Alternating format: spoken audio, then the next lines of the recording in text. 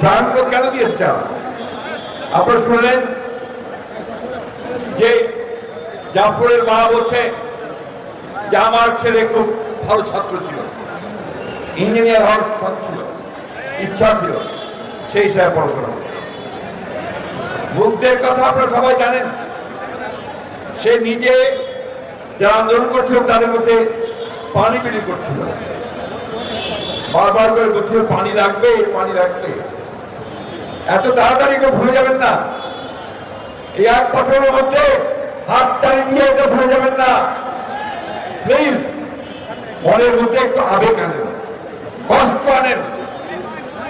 এই যারা প্রাণ দিল আমাদের জন্য, আপনার বাংলাদেশের জন্য, আপনার বাংলাদেশকে একটা সুখী সুন্দর ভবিষ্যৎ গড়ে তোলার জন্য, তাদের কথা একবার ভালো করে মনে করেন।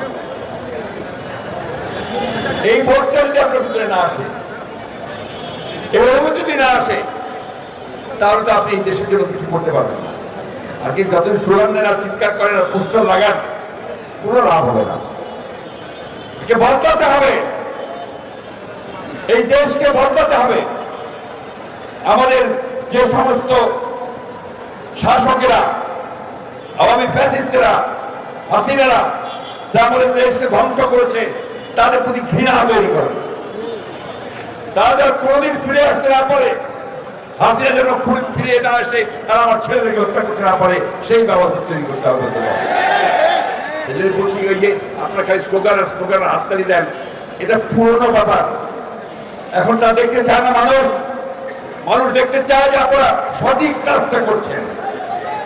মানুষ দেখতে চায় যে আপনারা বাংলাদেশের ভালো কিছুর জন্য আপনারা কাজ করছেন।